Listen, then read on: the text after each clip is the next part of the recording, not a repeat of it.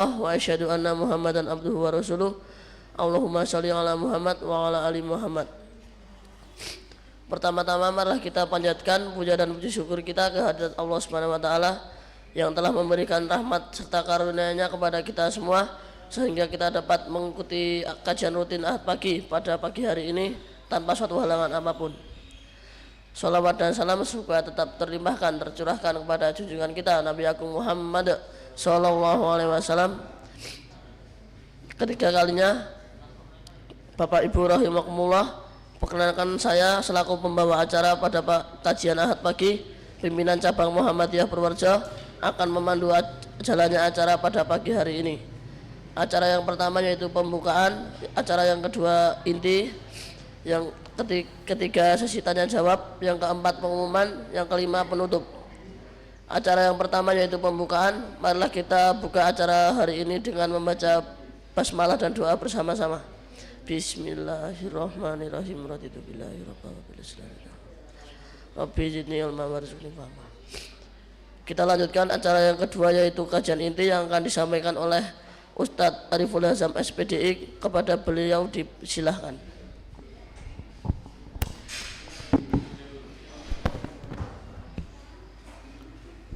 Cek.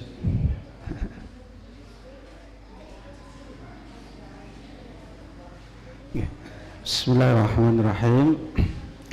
Assalamualaikum warahmatullahi wabarakatuh.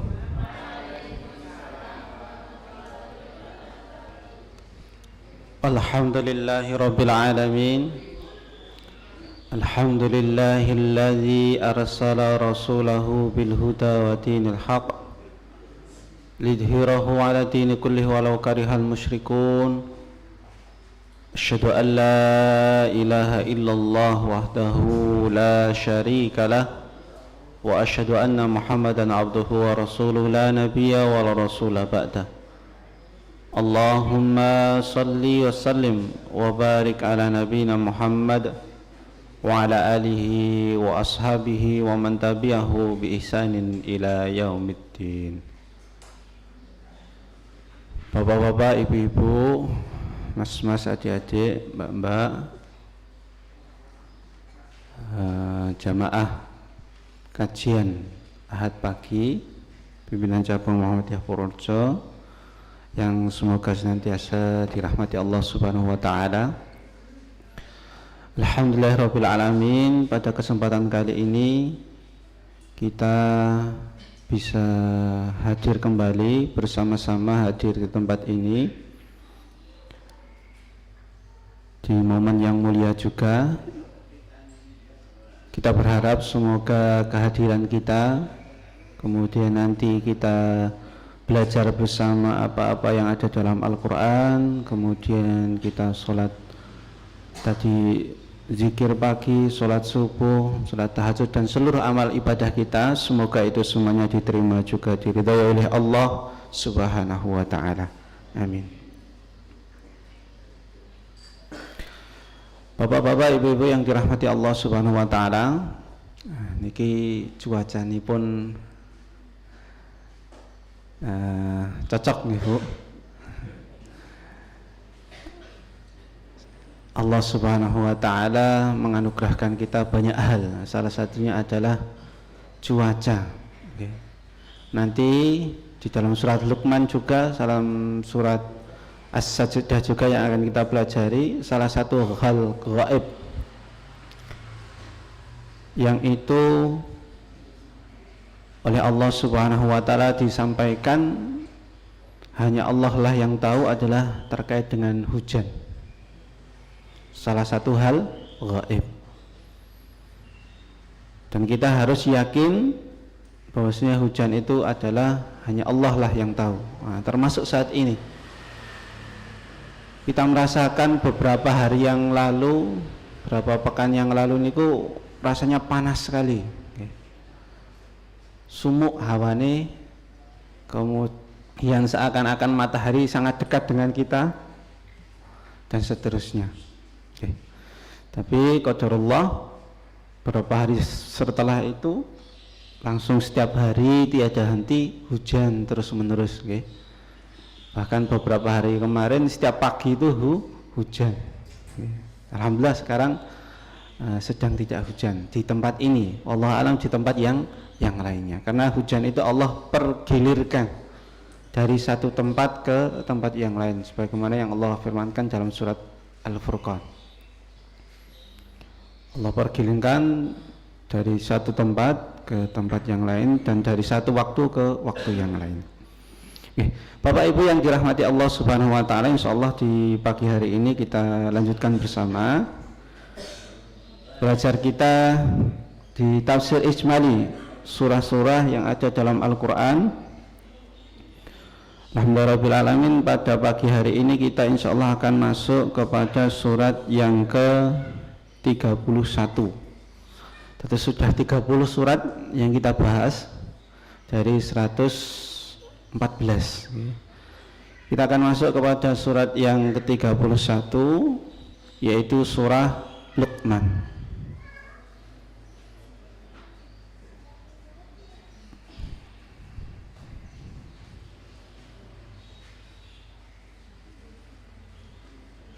Bapak Ibu yang dirahmati Allah, surah Luqman menika adalah surah Makkiyah,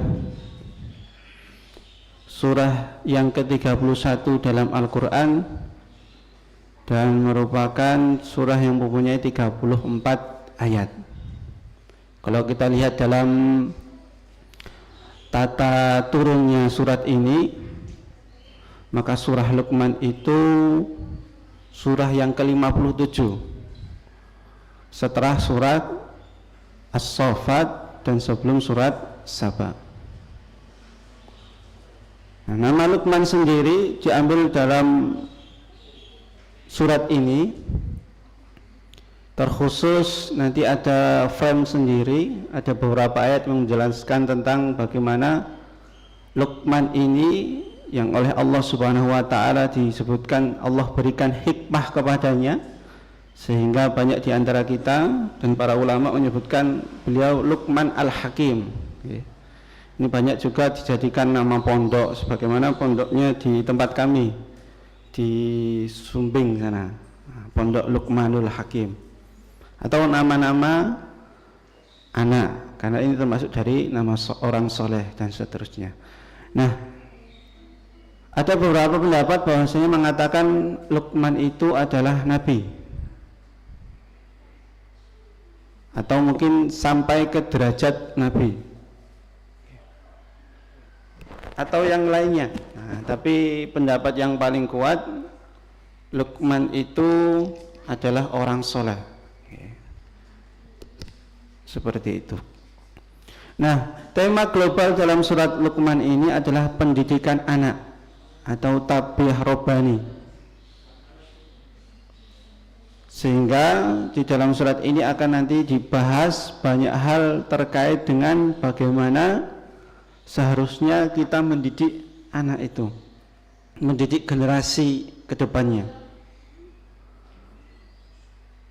Maka dari itu di awal-awal surat kita akan mendapati terkait dengan sebelum kisahnya Luqman ini bersama anaknya, kita akan mendapati bagaimana ciri muhsinin, ciri orang-orang yang senantiasa berbuat ihsan. Kalau bahasa berbuat baik, yaitu mereka senantiasa zakat, kemudian diawali dengan sholat, zakat, beriman kepada hari akhir, dan yang terpenting juga di sini meninggalkan lahwul hadis. Meninggalkan lahwul hadis. Itu nanti di ayat yang ke-6. Bahwasanya wa minan nasi may yashtari lahwal hadis. Dan di antara manusia ada orang yang menggunakan lahwal hadis. Kalau di dalam terjemahannya disebutkan sebagai perkataan yang tidak berguna untuk menyesatkan manusia, yudhillan sabilillah, untuk menyesatkan manusia dari jalan Allah. Nah, ini ciri orang yang berbuat ihsan. Terkait dengan lahwul hadis ini, banyak ulama yang menjadikan surah Luqman ayat ke-6 yang ada lahwul hadisnya ini sebagai salah satu dalil diharamkannya apa Pak? Musik. Kenapa? Karena mereka menganggap musik itu adalah salah satu daripada lahwul hadis.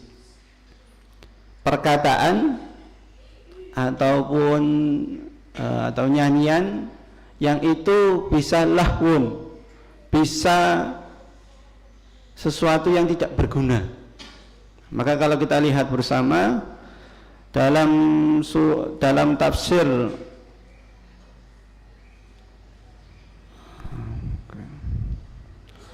kalau kita lihat bersama dalam tafsirnya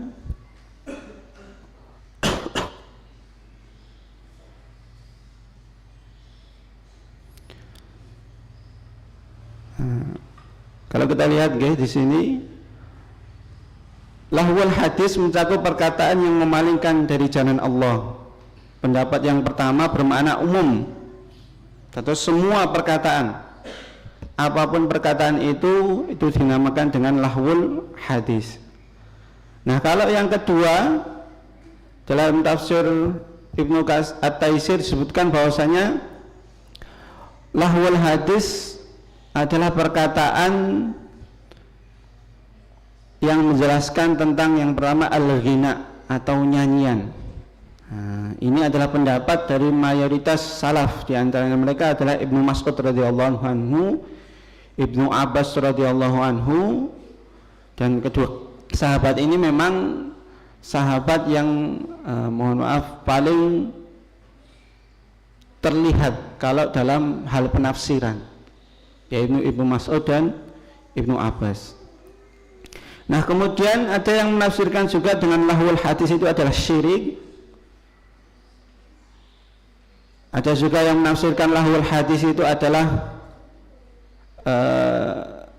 orang-orang yang bisa menjadikan kita lalai daripada Allah Subhanahu wa taala. Salah satunya disebutkan di sini ada satu orang, yaitu An-Nadhr bin Al-Haris.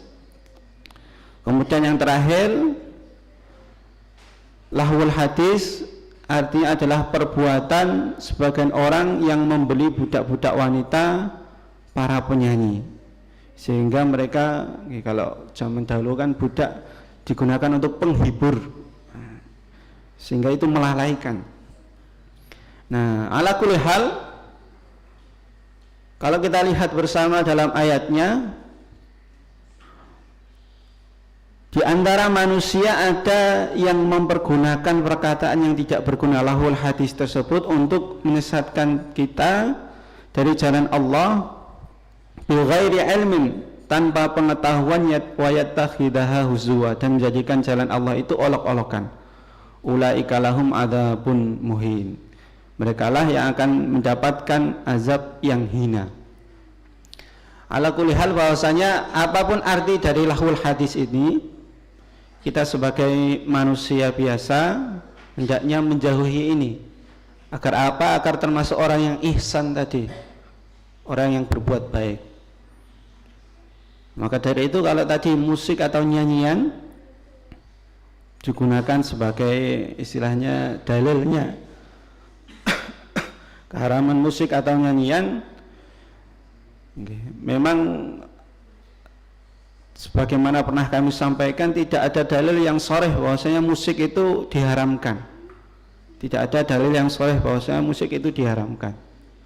Tapi sebagai seorang mukmin menjauhinya sebagai yakin bahwasanya itu adalah suatu yang melenakan, itu diperbolehkan. Nah, dalam Muhammadiyah sendiri, nyanyian, musik itu termasuk hal yang mubah, boleh. Nah, sesuatu hal yang boleh itu nanti akan sangat berkaitan dengan ilat, dengan alasan, dengan sesuatu yang menyertainya. Dan kebanyakan musik kan sebagian besar digunakan untuk sesuatu yang melenakan juga. Biasanya musik yang tidak melenakan, biasanya Mars, Indonesia Raya, Masang Surya, bahkan di situ ada kebaikan. Tapi kebanyakan yang terjadi adalah musik itu mengarah kepada lahwul hadis atau sesuatu yang menyenangkan dari jalan Allah Subhanahu wa taala. Nah, kemudian Bapak Ibu yang dirahmati Allah Subhanahu wa taala, kemudian selain ciri muhsinin, ada poin-poin besar dari ajaran nasihat Luqman Al-Hakim. Yang ini nanti ada dalam beberapa ayat. Yang pertama adalah syukur, dan ini sebagai pintu awal daripada bagaimana kita mendidik anak. Nah, biasanya kalau mendidik anak itu kan kudu sholat, arah sholat engko diseneni mlebu neraka ngoten nggih. Awal terbiasa seperti itu, padahal diajarkan oleh Allah Subhanahu wa taala lewat perantara Luqman Al-Hakim bahwa yang pertama yang kita ajarkan kepada anak-anak kita adalah bagaimana tentang bersyukur.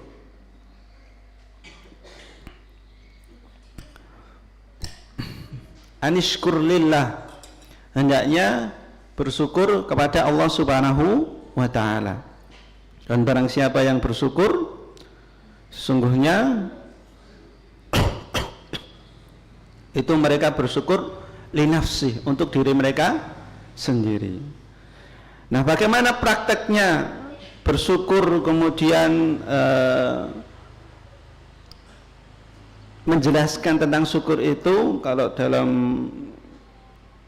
Mepeng Al-Quran, yang salah satu rujukan kami adalah diajak bagaimana mengenal Allah dan ibadah kepada Allah dengan bertanya. Jadi salah satu cara napa namine pun kita membangun hubungan erat dengan orang lain, bahkan dengan anak kita, itu dengan adanya dialog, pertanyaan. Nah, ini insyaallah bapak-bapak, ibu-ibu sudah pengalaman nggih. Biasanya kalau pulang sekolah ditanya, mau nang sekolah piye le, ngaten kan. Atau tadi di sekolah jajan apa, dan seterusnya. Itu kan dengan pertanyaan-pertanyaan tersebut. Nah, sebagai seorang tua kita harus memilih pertanyaan yang itu bisa menggugah iman anak kita. Jangan kok ditanya sudah makan belum, sudah apa belum. Ya itu memang bagus juga. Tapi ada hal lain yang sebenarnya harus kita tanyakan. Sebagai contoh, ditanya kira-kira siapa yang membuat kita hidup, kemudian siapa yang memberi kita rizki, dan seterusnya. Maka dari itu saya kemarin membeli buku untuk anak saya, meskipun masih 3 tahun 4 tahun, tapi sudah saya belikan buku, judulnya Kenapa. Judulnya Kenapa itu agak tipis bukunya, tapi isinya adalah tentang rukun iman. Dari setiap rukun iman nanti ada pertanyaan-pertanyaan. Kenapa Allah itu tidak bisa dilihat? Kenapa malaikat itu dalam hal ini gaib, tidak bisa dilihat juga? Kenapa Rasulullah itu diutus untuk kepada kaum Arab, dan seterusnya? Itu banyak sekali pertanyaan. Bahkan sebenarnya kalau kami baca, ini juga bagus untuk orang dewasa, bukan hanya untuk anak kecil. Kenapa? Karena terkadang anak kecil itu kan pertanyaannya rada nyeleneh, Pak. Dan terkadang kita mau menjelaskannya itu susah. Ketika anak kecil bertanya, kok Allah nggak mau terlihat sih, gitu kan? Padahal katanya dia Tuhan kita. Nah, bagaimana cara kita menjelaskan seperti itu penting sekali, karena itu akan mempengaruhi, mohon maaf, bagaimana nanti pandangan anak kita. Kalau kita kemudian bilang rasa takon-takon, wis teko ngimani Gusti Allah, itu nanti anaknya tidak akan terdidik dengan baik. Nanti tidak akan sebagaimana yang di sini, merasa muraqabatullah, merasa diawasi oleh Allah Subhanahu wa taala. Jadi yang pertama itu, pintu awalnya adalah syukur. Nah, kemudian yang tidak kalah penting juga dalam menasihati anaknya, Luqman di sini menggunakan metode nasihat, wa huwa ya'iduhu, dan beliau menasihati anaknya. Nah, nasihat yang mriki mboten mesti kemudian sebagaimana yang perspektif kita, nasihat iki kudune nyeneni. Nek ora nyeneni berarti ora ngandani. Ya, mohon maaf, nasihat itu bukan hanya tentang memarahi, bukan hanya tentang melarang ini, melarang itu dan seterusnya. Nasihat itu lebih luas, bagaimana mengarahkan dan seterusnya. Dan ini juga kami masih belajar, terutama ini menasihati anak-anak seperti ini, okay? Anak kami masih 2, yang satu 3 tahun, yang satu 3 bulan, 4 tahun dan 4 bulan. Nah ini belum punya pengalaman yang banyak, diminta ngasuh banyak anak dengan latar belakang beda-beda. Padahal nasihatkan harusnya sesuai dengan latar belakang anak, harusnya sesuai dengan bagaimana anak itu berkembang, disesuaikan satu persatu dan seterusnya. Ini adalah salah satu PR daripada pengasuh di panti. Nah, kemudian yang selanjutnya, poin besar yang kedua yang disampaikan oleh Luqman Al-Hakim kepada anak-anaknya berupa nasihat adalah tentang tauhid. Wa huwa ya'idhuhu ya bunayya la tusyrik billah inna syirka la dzulmun adzim. Hendaknya kalian jangan mensekutukan Allah, karena sesungguhnya syirik itu merupakan kezaliman yang besar. Kenapa zalim? Karena kalau zalim kan menempatkan sesuatu tidak pada tempatnya. Nah, syirik itu juga zalim. Kenapa? Karena menempatkan Allah sebagai Rabb kita, sebagai satu-satunya ilah, la ilaha illallah, tapi kemudian memasukkan di dalamnya Tuhan yang lain, sesembahan yang lain. Nah, itu kan menempatkan sesuatu tidak pada tempatnya.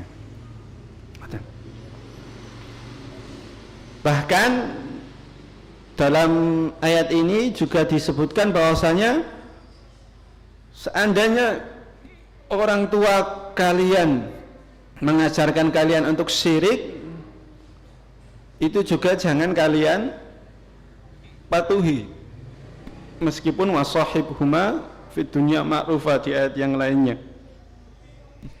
Tetap harus dipergauli, tetap harus diperlakukan di dunia itu sebagai ma'ruf, dengan dengan kebaikan. Nah, kemudian yang selanjutnya adalah birrul walidain. Nah, ini posisi yang bagus sekali setelah tauhid, itu birrul walidain, berbuat baik kepada orang tua. Nah, kalau membahas niki itu sangat panjang sekali tentang birrul walidain menika. Fenomena sekarang niku banyak anak yang mengeluh. Bahkan ada kemarin kami mendengarkan ceramah Agim menika, ada anak yang bertanya kepada Agim, saya itu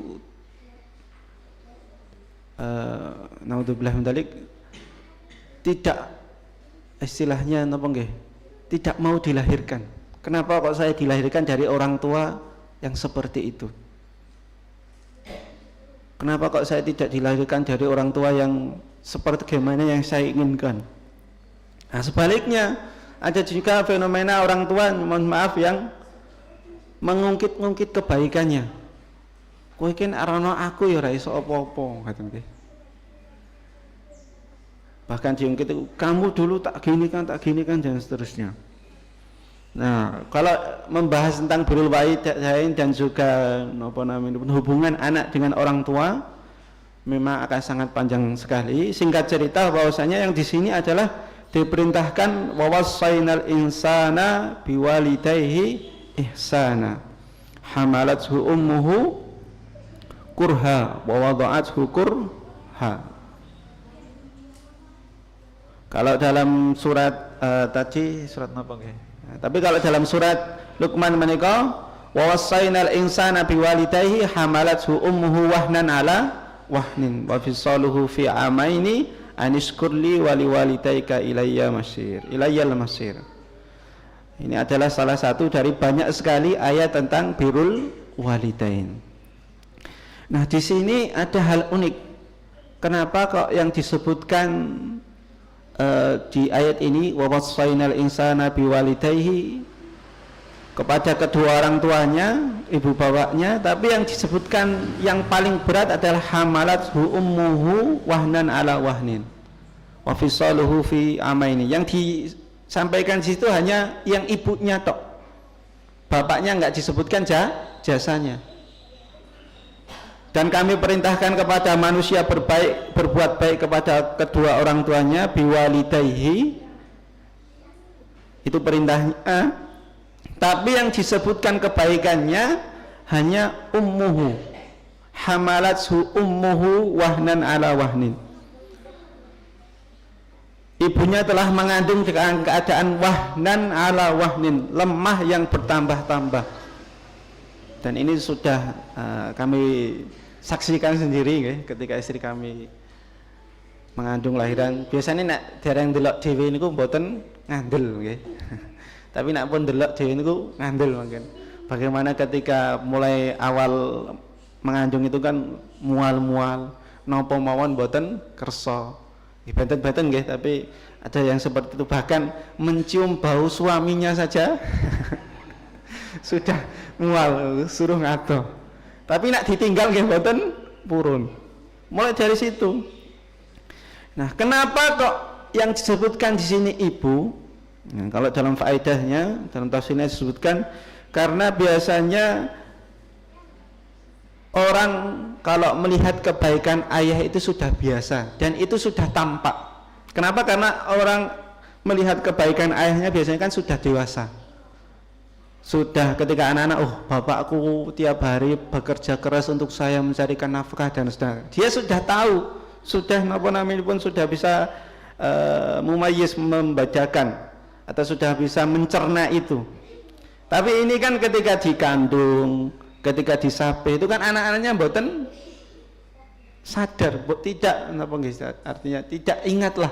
Apa bapak-bapak pernah ingat dulu bagaimana disusui ibunya atau dikandung ibunya? Kan tidak. Makanya dalam Al-Quran ini, surah Luqman ini yang disebutkan ibunya. Untuk apa? Untuk mengingatkan. Bukan cuma bapak saja yang punya andil besar mencari nafkah dan seterusnya. Tapi lihatlah ibu yang banyak sekali pengorbanannya. Dan kalau kita lihat Bapak Ibu yang dirahmati Allah, memang dalam Al-Quran itu kalau kita lihat dialog-dialog niku kebanyakan dialog ayah dengan anak. Jarang ada yang dialog ibu dengan anaknya. Kenapa seperti itu? Karena kalau dalam faedahnya disebutkan bukan berarti ibu itu tidak boleh ataupun harus banyak dialognya ayah daripada ibu, itu bukan. Sebagaimana tadi yang disebutkan kenapa ibu tidak kok ayah yang banyak jasanya juga. Sebaliknya bahwasanya kenapa yang dituliskan nasihatnya adalah ayah kepada anaknya, karena ibu kepada anaknya itu sudah biasa bernasihat. Dan insya Allah sunatullah itu kalau ibu-ibu mesti cerewet kali anake. Jarang enten bapak-bapak sing cerewet kali anake. Mengko nek anake diseneni akeh karo ibune, anake mlayu karo bapakne. Bapakne ya kur meneng mawon kan. Karang pun diseneni ibuke, masa asing diseneni melengeh, meskipun terkadang-kadang dinasihati lagi kan nggih. Meskipun seperti itu, yang banyak ada dalam Al-Quran itu adalah dialog ayah kepada anak, tapi tidak menafikan bahwasanya keumuman, bahwasanya ibu menasihati anaknya sudah menjadi sebuah yang masyhur, yang umum.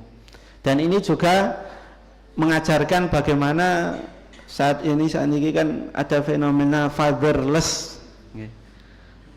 Fatherless itu kekurangan figur ayah. Dalam hal ini bisa dua hal, bisa karena ayahnya tidak mau hadir, sebagaimana beberapa teman kita di panti tidak mau hadir, entah itu ditinggalkan atau dan seterusnya, atau hadir tapi tidak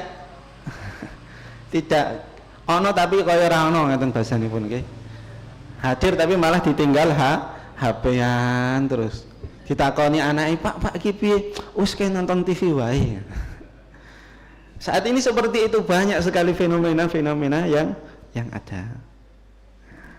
Maka dari itu Al-Quran lewat surah Luqman ini mengajarkan kita, terutama yang bapak-bapak dan mas-mas ini calon bapak, jangan sampai kita menjadikan anak kita fatherless atau hilang figur sosok ayah. Karena ini nanti akan, mohon maaf, banyak sekali timbul di belakang nanti. Kenapa kok sekarang banyak perceraian? Misalnya ibu-ibu nak ningali berita itu antene selingkuh ngaten nggih. Entah itu dari pihak yang laki-laki atau perempuan. Kalau ditelusuri, salah satu alasannya adalah ini fatherless, kurangnya hadir bagaimana ayah itu mendidik anak-anaknya. Nah, kemudian yang selanjutnya adalah yang diajarkan Luqman kepada anak-anaknya, dan ini juga menjadi poin besar juga bagi kita ketika mengajarkan kepada anak-anak kita setelah tauhid, setelah birrul walidain, adalah muraqabatullah, merasa selalu diawasi oleh Allah Subhanahu wa taala. Ini dalam ayat ke-16, ya bunayya innaha in takum misqala habatin min khardalin fatakum fis sahra aw fis samawati aw fil ardi ya'ti bihallah. Wahai anakku, sesungguhnya jika ada suatu perbuatan seberat biji sawi dan berada dalam batu di langit dan di bumi, niscaya Allah akan menghadirkannya. Maksudnya Allah tahu, Allah nanti akan menuliskannya dan seterusnya. Innallaha latifun khabir, sungguhnya Allah maha halus lagi maha mengetahui, lagi maha mengkhabarkan. Nah, ini penting juga bagaimana kita, mohon maaf nyuwun sewu, mendidik ini. Dan ini nyuwun sewu susah. Terkadang kita mendidik, harus nutup aurat, gitu nggih. Yang pertama, padahal yang terpenting adalah sebelum menutup aurat adalah ini, merasa diawasi Allah. Kenapa? Karena banyak kejadian, ada ketika di rumah niku bajunya Islami nggih, ngagem kudung dan seterusnya. Kenapa? Karena dilihat orang tua.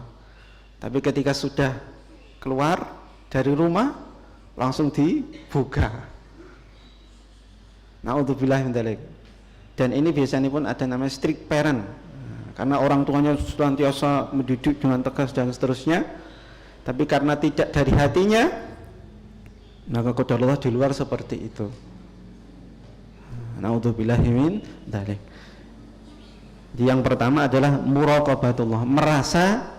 Yang keempat ini adalah muraqabatullah, merasa diawasi oleh Allah Subhanahu wa taala dimanapun. Kalau kami mengajarkan di beberapa tempat itu cara agar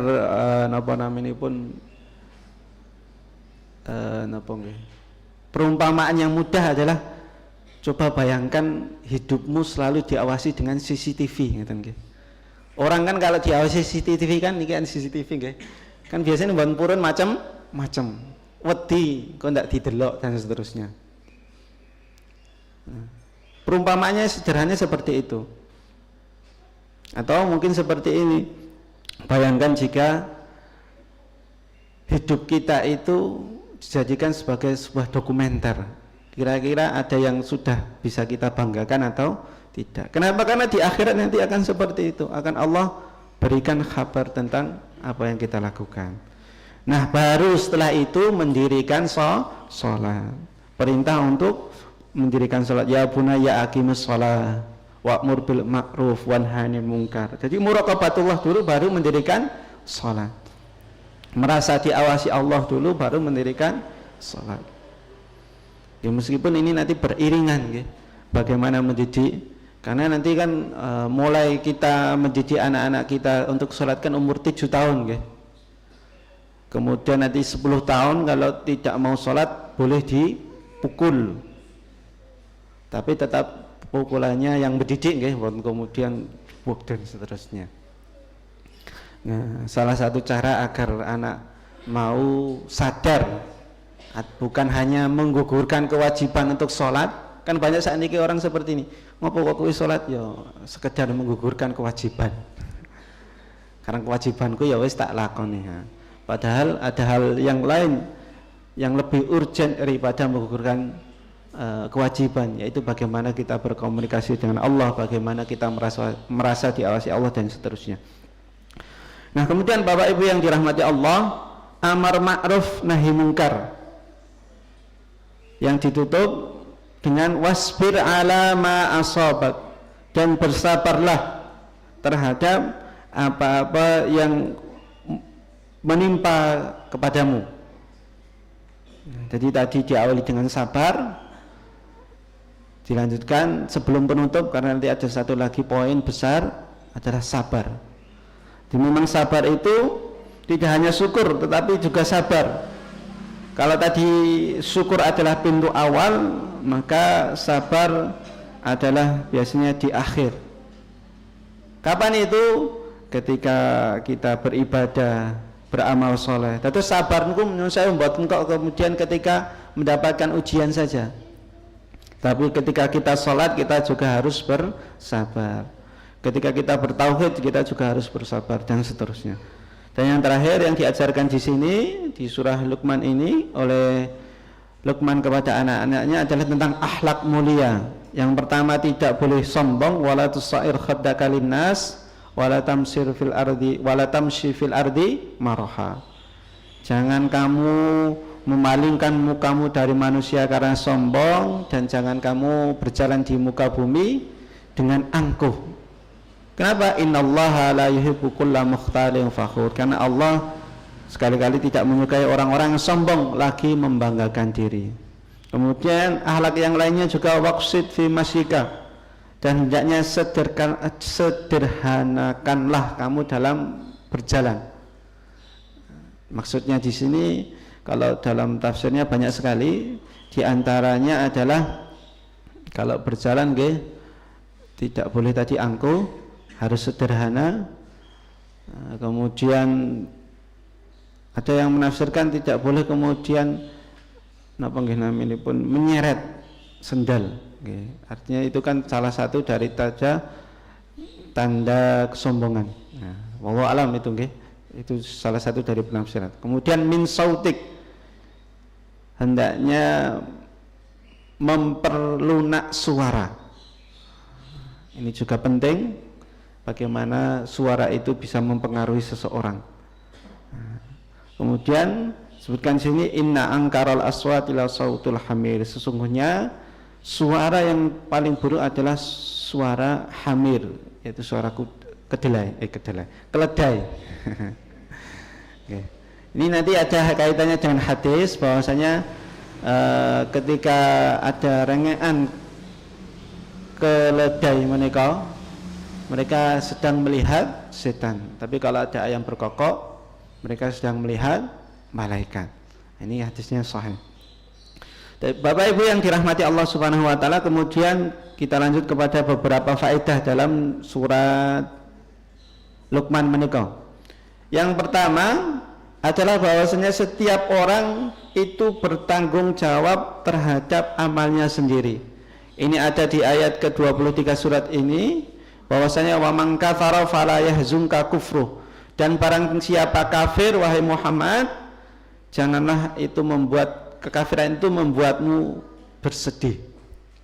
Nah, ini kalau kita kaitkan dengan orang tua tadi, Bapak Ibu yang dirahmati Allah, kalau kita sudah mendidik anak kita sedemikian rupa, sudah berusaha, tapi kalau qadarullah anak kita tetap tidak mau, bahkan nyuwun sewu mungkin kafir dan seterusnya, naudzubillah min dzalik, nah, maka jangan sampai kekafiran itu membuat kita bersedih. Kafir di sini bukan berarti harus murtad, kafir di sini adalah kufur, bisa tidak mau beriman kepada Allah atau tidak mau mensyukuri nikmat Allah. Tadi kita sudah ayo syukur dan seterusnya, tapi ternyata mereka tidak mau bersyukur. Jangan sampai kita sedih. Kalau kita sudah berusaha, sudah kita serahkan semuanya kepada Allah Subhanahu wa taala. Maka dari itu ada beberapa orang-orang soleh yang sudah, mereka pasti sudah berusaha mendidik anaknya, tapi qadarullah anaknya ngeyel, kurang taat dan seterusnya, itu sudah menjadi qadarullah, sudah menjadi takdir dari Allah Subhanahu wa taala. Sebagaimana Nabi Nuh sudah nasihati anaknya berbola-balik, bahkan ketika akhir hayatnya pun sudah dinasihati bahwasanya ayo ikut saya. Malah anaknya dengan sombong, saya akan naik gunung Yaksimuni, yang itu bisa melindungi saya dari banjir ini dan seterusnya. Nah kemudian nanti nyambung juga di ayat ke-33 itu, bahwasanya orang tua dan anak itu tidak bisa saling menolong kecuali diizinkan oleh Allah Subhanahu wa taala. Wakhshaw yauman la yajzi walidun abwalidi, dan takutlah akan hari yang ketika itu seorang bapak, seorang ibu tidak dapat membela anaknya. Wala mauludun huwa jazin an walidihi syai'a, dan seorang anak tidak dapat pula membela bapaknya sedikit pun. Atau di hari kiamat kita tidak bisa kemudian membela anak kita, atau sebaliknya anak kita tidak bisa membela kita tanpa izin dari Allah Subhanahu wa taala. Jadi sudah seperti itu. Kemudian di ayat ke-27 tentang bagaimana kalimat Allah, dan ini sering disampaikan bahwasanya nanti ada kaitannya dengan surat Al-Kahfi ya, ayat terakhir, bahwasanya walau annama fil ardi min syajaratin aklamun, seandainya pohon-pohon di bumi yang kita kalau hitung banyak sekali ya. Kira-kira populasi pohon kali manusia lebih banyak napa manusia napa pohon, Pak? Pohon nggih. Nah, di sini sebutkan seandainya semua pohon itu dijadikan sebagai pena, wal bahru yamudduhu min ba'di sab'u abhurin, dan juga laut menjadi tinta yang itu ditambahkan 7 laut lagi sesudah keringnya, ma nafidat kalimatullah, niscaya tidak akan habis-habisnya dituliskan tentang kalimat Allah, tentang nikmat Allah, tentang kebesaran Allah dan seterusnya. Nah kemudian yang kami sampaikan tadi di di surah Luqman ini juga disebutkan tentang 5 hal gaib yang itu hanya Allah yang mengetahuinya. Yang pertama adalah innallaha indahu ilmus sa'ah. Yang pertama adalah hari kiamat, hanya Allah yang tahu kapan waktunya. Rasulullah tahu tapi cuman tanda-tandanya, dan itu saja dikabari oleh malaikat Jibril. Di antara tanda-tanda besar yang saat ini sudah kelihatan, yaitu banyaknya maraknya perzinaan, orang tua jadi budak anaknya dan seterusnya. Kemudian Arab sudah berlomba-lomba membangun gedung-gedung yang tinggi, dan itu dalam hadis sudah banyak disebutkan, sudah sangat dekat dengan hari kiamat. Kapan itu ya wallahu alam, Allah lah yang paling tahu. Indahu ilmus sa'ah, di sisinya lah ilmu sa'ah itu, ilmu hari kiamat. Nah kita hanya diberitahu, dibocorkan tanda-tandanya saja. Dan ini alhamdulillah karena cuma dikasih tahu tanda-tandanya saja. Kalau dikasih tahu harinya, kita paniknya minta ampun. Sebagai contoh, 5 tahun lagi kiamat. Nah, itu kan dari saat ini sudah panik.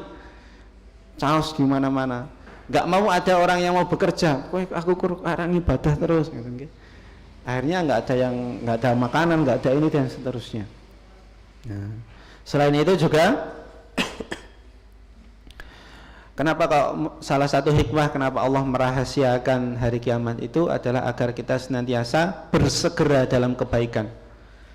Nah, ini juga nanti tentang kehidupan, tentang hari esok, tentang kematian, itu kan juga hanya Allah Subhanahu wa taala. Kemudian yang kedua, hujan. Wa yunazzilul ghaitsa, bahwasanya yang bisa menurunkan hujan hanyalah Allah Subhanahu wa taala. Hanyalah Allah Subhanahu wa taala yang tahu kapan waktunya tepatnya. Kita kadang-kadang wah wis mendung. mesti engko arah udan, ternyata tidak hujan.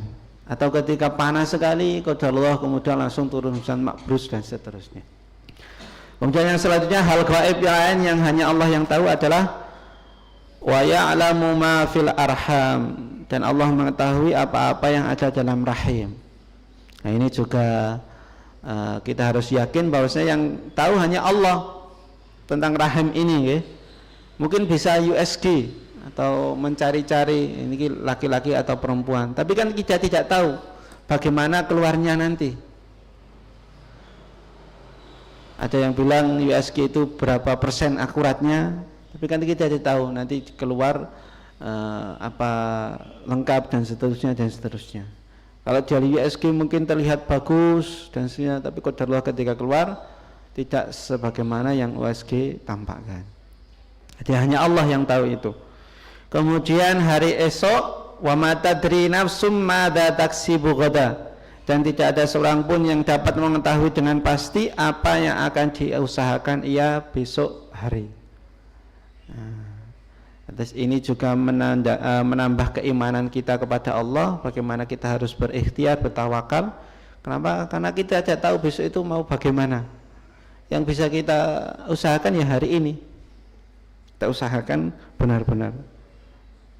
Dan yang terakhir, yang hal gaib yang hanya Allah yang tahu adalah wa ma tadri nafsun bi ayyi ardin tamut, dan tidak ada seorang pun yang mengetahui di bumi mana dia akan mati, kematian.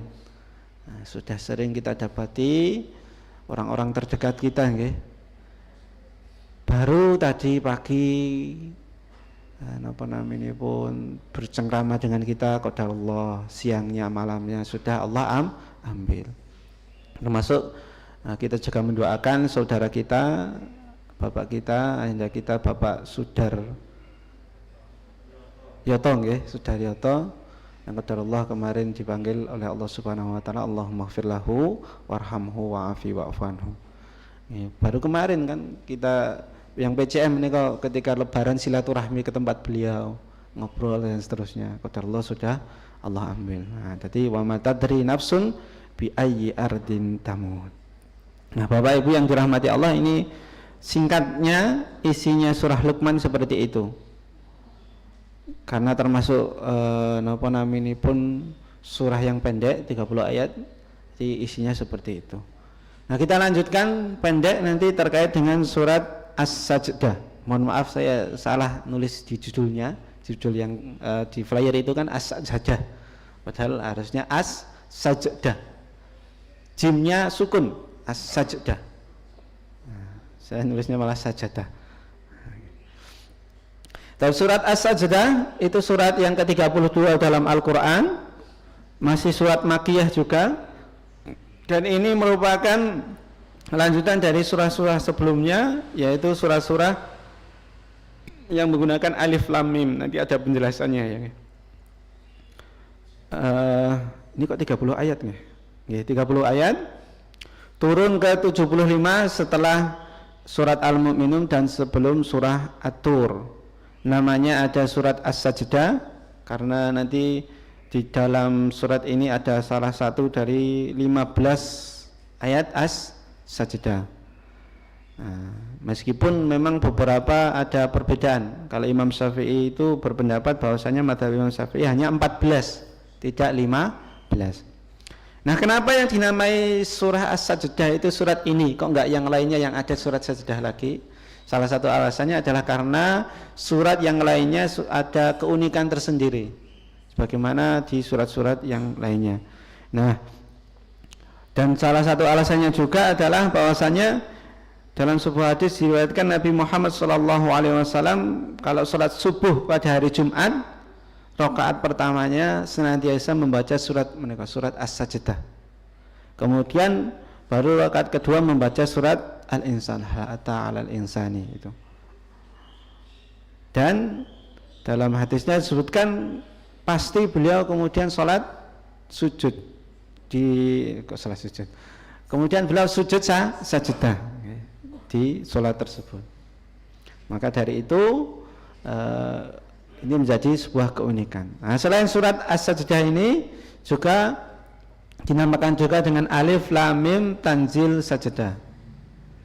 Kenapa kok ada Tanzil Sajdahnya atau Tanzil to? Karena untuk membedakan dengan surat-surat yang lainnya. Karena Alif Lam Mim, surat yang diawali dengan Alif Lam Mim itu banyak. Tema globalnya adalah ketundukan kepada Allah Subhanahu wa taala. Maka dari itu di sini nanti akan disebutkan bagaimana pun Allah Subhanahu wa taala Maha Kuasa, Maha mengatur segala sesuatu, dan bagaimana hinanya manusia, bagaimana hinanya penciptaan manusia dan seterusnya. Nah, ini menambah bahwasanya tunduk itu harus hanya kepada Allah Subhanahu wa taala. Kandungan globalnya yang pertama adalah Allah itu Maha Kuasa dan yang mengatur segala sesuatu. Ada di ayat keempat dan kelima surat ini bahwasanya Allah Subhanahu wa taala berfirman, Allahul ladzi khalaqas samawati wal ard wa ma bainahuma. Allah lah yang menciptakan semua langit dan bumi wa ma bainahuma, dan semua yang ada di dalam keduanya. Dan yang mengatur, ayat yang selanjutnya, yudabbirul amra minas samai ilal ard. Allah yang mengatur urusan dari langit ke bumi, atau semua yang ada di langit dan di bumi. Kemudian terdapat ayat-ayat juga tentang bagaimana manusia diciptakan. Yang manusia diciptakan dari sesuatu yang hina. Ayat ke-7, allazi ahsana kulla syai'in khalaqahu wa bada'al khalqal insana min tin. Allah memperindah segala sesuatu yang Allah ciptakan dan mulai penciptaannya dari at-tin, manusia dari tanah. Itu kan hina, diinjak-injak. Diinjak-injak tanah itu kan jadi sesuatu yang hina. Bahkan nanti di ayat ke-8 kemudian summa ja'ala naslahu min sulalatin mim ma'in mahin. Kemudian dia menjadikan keturunannya dari saripati air yang hina, yaitu air mani. Seperti itu. Jadi bagaimana hinanya kita? Kalau tadi di surah Luqman jangan sampai kita sombong, mau apa yang kita sombongkan? Asal kita saja tidak, misalnya mungkin dari tanah, dari saripati, air mani itu dan seterusnya. Apa yang mau kita sombongkan? Kedudukan, kerajaan dan seterusnya. Itu semuanya sementara. Kalau sudah meninggal tidak ada lagi raja ini, tidak ada lagi presiden ini dan seterusnya. Semuanya sama. Nah, kemudian Bapak Ibu yang dirahmati Allah Subhanahu wa taala, disebutkan juga kehinaan orang yang ingkar. Nanti di ayat ke-12 Allah Subhanahu wa taala berfirman, walau tara idzil mujrimuna nakisu ru'usihim inda rabbihim. Patuh kepada Allah Subhanahu wa taala, untuk kepada Allah Subhanahu wa taala, tapi di waktu yang tidak tepat. Bahkan mereka berkata, Rabbana absarna wa sami'na farji'na na'mal salihan. Ya Allah, kami sudah melihat, kami sudah mendengar. Farji'na, maka kembalikanlah kami na'mal salihah, kami berbuat amal saleh. Inna mungkin sesungguhnya saat ini kami sudah yakin. Tapi nyun sewu, ketundukan nanti di akhirat itu sebuah menghinakan diri di akhirat, tunduk kepada Allah itu tidak berguna. Maka saat ini kita pilih badhe sing pundi. Tunduk, hina, merasa hina di hadapan Allah sekarang, nanti di akhirat menjadi orang mulia, atau sok-sokan mulia nanti, sok-sokan mulia di dunia, tapi di akhirat sebagaimana disediakan oleh Allah ini merasa hina, yang itu tidak ada gunanya. Kemudian dilanjutkan dengan bagaimana potret keseriusan dan ketundukan dalam ibadah. Di dalam ayat ke-16 Allah Subhanahu wa taala berfirman, tatajafa junubuhum 'anil madaji yad'una rabbahum khaufan wa tama'a wa mimma razaqnahum yunfikun. Lambung mereka jauh dari tempat tidurnya. Terus salah satu daripada potret seriusnya beribadah, tunduk kepada Allah adalah lambung kita jauh dari tempat tidur. Artinya apa? Jarang tidur, sedikit tidur, bukan kok sedikit tidur. Ini juga nasihat bagi diri kami pribadi juga. Terkadang kami membaca buku juga masih agak sendean atau tidur di tempat tidur. Nah, nanti malah ngantuk dan seterusnya. Ini harus menjadi, mohon maaf Bapak Ibu yang dirahmati Allah dan juga adik-adik semuanya, ini ada ayatnya. Meskipun hawani seperti ini nggih. Tatajafa junubuhum anil madai. Salah satu dari tanda seriusnya seseorang dalam beribadah itu, dalam tunduk kepada Allah adalah lambung mereka jauh dari tempat tidurnya. Nah, kalau dalam tafsirnya disebutkan dalam malam hari, artinya di sini tentang sholat tahajud. Nanti di ayat yang lain juga disambung tentang tahajud ini. Nah, tapi bukan hanya dalam hal kepada Allah Subhanahu wa taala saja, bukan hanya vertikal, hablum minallah saja, tapi di sini disebutkan wa mimma razaqnahum yunfikun. Ada dimensi sosial di situ, horizontal, yang dimana ketika Allah sudah memberikan rezeki, mereka senantiasa berinfak. Nah, kalau kita lihat beberapa faedah yang ada dalam surat apa namanya pun As-Sajdah ini, yang pertama adalah sujud itu sebagai simbol ibadah. Sujud itu sebagai simbol ibadah. Maka dari itu kita kan tidak boleh bersujud kepada orang lain. Bahkan kepada orang tua itu sebenarnya tidak boleh bersujud. Memang tidak boleh. Kalau dalam hadis ini kan kalau boleh bersujud maka kepada orang tua.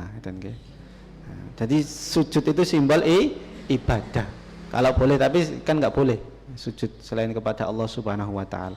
Nah, bagaimana ceritanya iblis kepada Nabi Adam? Nah, sujud di situ nanti ada penafsirannya berbeda dengan sujud kita kepada Allah Subhanahu wa taala. Dan sujud memang simbol ibadah, bagaimana kita tunduk patuh tenanan, meletakkan kepala kita yang mungkin mohon maaf kita agung-agungkan. Nek wong liya ngemek kan kadang ra entuk ngeten nggih, kecuali tukang cukur. Tukang cukur nek buat ngemek rambutnya tidak menyentuh kepala kita, bagaimana mau nyukur nggih. Nah, itu mohon maaf, sujud meletakkan sesuatu yang menurut kita ini adalah sangat berharga di tanah yang itu juga kita injak. Kalau orang tidak mau, mohon maaf, orang yang sombong ya tidak mau mereka sujud sholat, itu tidak mau. Dan semua orang sama, sujudnya sama di tanah yang sama, di dunia, di ard. Ya meskipun kalau orang Syiah mereka sujudnya kudu nggo watu Karbala gitu nggih. Nah, tapi kan tetap di tanah, semuanya di tanah. Ini adalah bagaimana simbol ibadah, simbol patuh. Makanya surat As-Sajdah, surat tentang sujud ini, tadi tema globalnya adalah tundukan patuh kepada Allah Subhanahu wa taala. Kemudian nanti di surat ini kaitannya dengan surah Luqman tadi yang Allah menyebutkan di akhir tentang 5 hal gaib. Nanti di ayat ke-5 sampai ke-11 Allah menyebutkan tentang hal-hal gaib tersebut. Di ayat ke-27 juga sedemikian rupa. Allah sebutkan bagaimana hal-hal gaib termasuk tadi penciptaan manusia, terkait dengan hujan dan seterusnya. Nah, kemudian yang tidak kalah penting lagi di ayat 21 faedah yang bisa kita ambil bahwasanya Allah Subhanahu wa taala berfirman wala tudhiqannahum minal adzabil adna dunal adzabil akbar la'allahum yarji'un. Dan sesungguhnya kami merasakan kepada mereka sebagian azab yang dekat di dunia sebelum azab yang lebih besar di akhirat. La'allahum yarji'un, mudah-mudahan mereka kembali ke jalan yang benar. Terus ujian itu adalah rahmat dari Allah agar kita bertobat.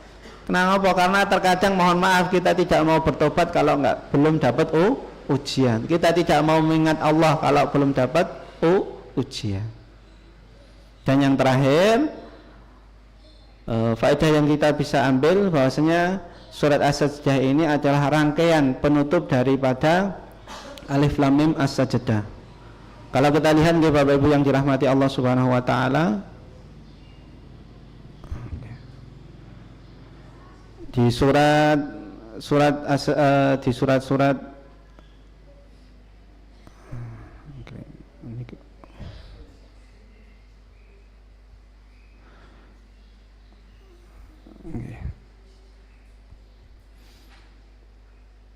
As-Sajdah nggih.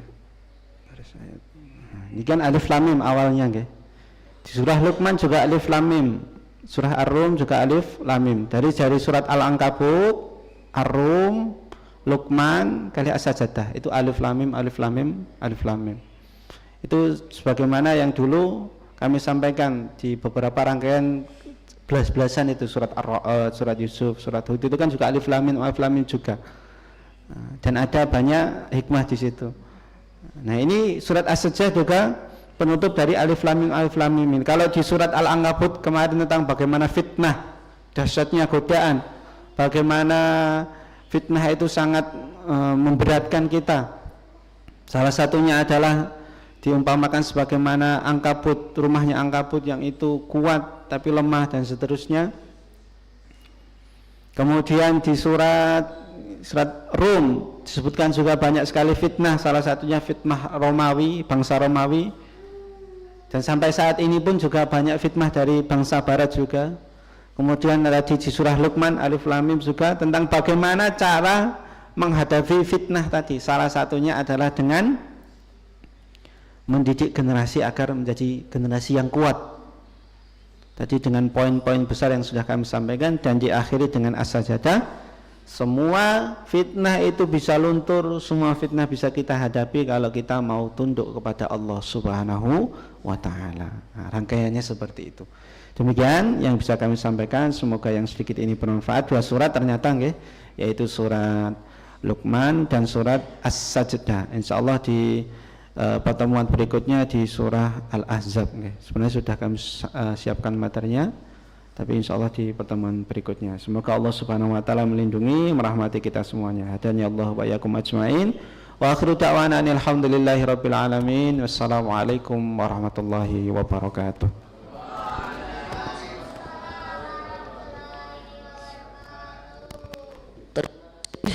Terima kasih kepada Ustadz Ariful Hazam SPDI atas penyampaian materi kajiannya. Semoga kita bisa mengambil hikmahnya darinya dan mengamalkannya. Selanjutnya yaitu sesi tanya jawab. Bagi jamaah yang ingin bertanya kami persilahkan.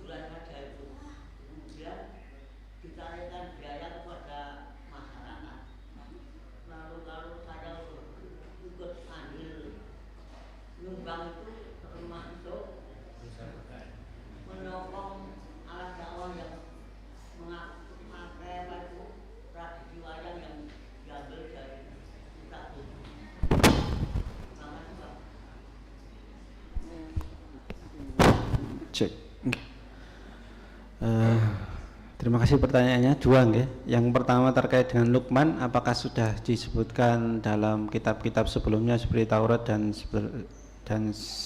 yang lainnya. Sepengetahuan kami yang sudah pernah kami belajar, Luqman menika merupakan orang soleh yang hidup di masanya Nabi Daud alaihissalam. Tapi tidak banyak literasi, tidak banyak riwayat yang menyebutkan tentang bagaimana beliau hidup, maksudnya berapa lama beliau hidup dan seterusnya. Sehingga keterbatasan itu membuat kami juga belum tahu. Wallahu alam. Itu yang pertama. Yang kedua terkait dengan tadi dakwah dengan wayang dan seterusnya. Ini menarik sekali nggih, tentang wayang dan seterusnya. Nanti ada pembahasan tersendiri. Singkat kata hemat kami nggih, bagaimana hukum wayang dan seterusnya, kemudian nanti nyumbang kepada wayang yang itu hanya tadi masuk lahwul hadis dan seterusnya nggih. Kalau menurut pendapat kami pribadi nggih, pendapat kami pribadi, nanti ada juga dari majelis tarjih, tapi kami nanti carikan dulu kalau majelis tarjih nggih. Pendapat kami pribadi, kalau wayang itu sebagaimana dakwahnya Nabi dahulu. Dakwahnya Nabi dahulu bertahap. Dulu itu khamar belum langsung diharamkan, tapi ada pertahapannya. Pertama dilarang dulu, artinya dilarang kalau sholat nggak boleh minum khamar. Kemudian disampaikan lagi nanti ada ayat tentang bagaimana pun jauhi khamar dalam segala keadaan, baru setelah itu diharamkan. Nah sebenarnya kalau kita lihat alur dakwah Wali Songo kan sebenarnya seperti itu. Makanya sekarang Muhammadiyah menggunakan Islam berkemajuan, tasdid dan seterusnya. Itu kan harusnya yang klenik-klenik itu kan sudah tidak ada karena sudah modern. Nah, tapi oleh sebagian orang dilestarikan. Sebagai seorang muslim ya kita ambil positifnya saja, kita ambil positifnya. Ketika ada wayang kemudian itu bisa kita arahkan ke dalam hal yang baik, sebagaimana dakwah pertama. Saat ini kan pernah dimelenceng ya, kadang wayang makin nyusau, bahkan dalangnya, kalau dalangnya dulu kan masih dengan bahasa yang bagus ngeten nggih. Saat ini kan pun masuk bahasa yang kurang bagus di wayang itu, bahkan sindennya itu sudah mulai masya Allah. Kalau kita bayangkan guys dan seterusnya, sudah sangat melenceng dengan yang awalnya. Kalau kita bisa sebagaimana kemarin ketika Baitul Arqam Pak Dandung kan menceritakan ada temannya yang bisa membuat dolalak versi syariah. Nah, semoga nanti wayang juga ada versi syariahnya. Meskipun kalau kita lihat kan sebenarnya cerita-cerita wayang itu kan banyak hikmahnya. Bahkan ada tentang orang soleh juga di situ. Ada yang mengaitkan bahwasanya Pandawa 5 kayak rukun Islam yang 5 dan seterusnya. Seperti itu. Nah, bagaimana kalau kita sudah tahu bahwasanya itu lahwul hadis, kemudian kalau kita nyumbang itu apakah termasuk dari mensupport dakwah mereka? Hemat kami kalau bisa kita hindari lebih baik. Tentunya hindari dengan maksudnya cara yang baik. Kalau kita bilang, kalau kemarin Pak Sartu menyampaikan cara menghindari karena beliau termasuk tokoh ngeten nggih. Nek ana ngono kae aku ra nyumbang. Termasuk aku karena beliau ketua RW dulu di sana nggih, di Pangenrejo yang bagian situ. Aku juga tidak akan menarik wargaku. Itu sudah tegas karena beliau punya kekuasaan dan punya pengaruh. Tapi kalau mungkin kita belum punya pengaruh di situ nggih, dengan cara yang ma'ruf, menghindarnya dengan cara yang ma'ruf. Ya, atau mungkin seperti ini, aku raang nyumbang ke wayang, aku tak nyumbang ke dia nih baik dan seterusnya. Nah, kalau bisa menghindari sebagaimana yang Pak Tanto tadi sampaikan, min husni, salah satu hadis, min husni islamil mar'i tarkuhu ma la ya'nihi. Dari kebaikan Islamnya seseorang adalah meninggalkan sesuatu yang tidak bermanfaat, tidak berguna baginya. Wallahu a'lam bishawab. Tentang apa?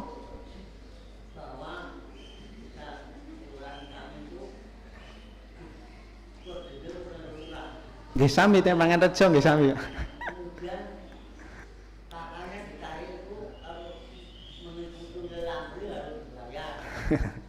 Nggih. Ya termasuk di Pangenrejo juga seperti itu, Pak. Kalau di Pangenrejo bukan wayang, tapi malah ya gitu kayak sesajen dan seterusnya, itu sudah kelihatan seperti itu. Nah, makanya tadi salah satu ceritanya Pak Sartu, Pak Haji Sartu itu ya itu dakwahnya salah satunya seperti itu. Beliau mengajak beberapa ulamanya, beberapa penggede-penggede yang muslim juga mendakwahi kepala desanya itu zaman dulu. Nah, tetap harus ada yang berusaha seperti itu, Pak. Kalau memang tadi belum bisa, ya dihindari dengan cara yang ma'ruf. Demikian, wallahu a'lam. Bapak Ibu jamaah rahimakumullah, kami sampaikan jumlah infak pada kajian Ahad pagi pada tanggal 26 Oktober 2025 sejumlah Rp214.000. Kami teriring doa kami ucapkan jazakumullah khairan, semoga bisa menjadi amal jariah untuk jamaah sekalian. Memasuki acara selanjutnya yaitu penutup. Mari kita tutup acara kajian Ahad pagi hari ini dengan bacaan hamdalah dan doa kafaratul majelis bersama. Alhamdulillahirabbil alamin.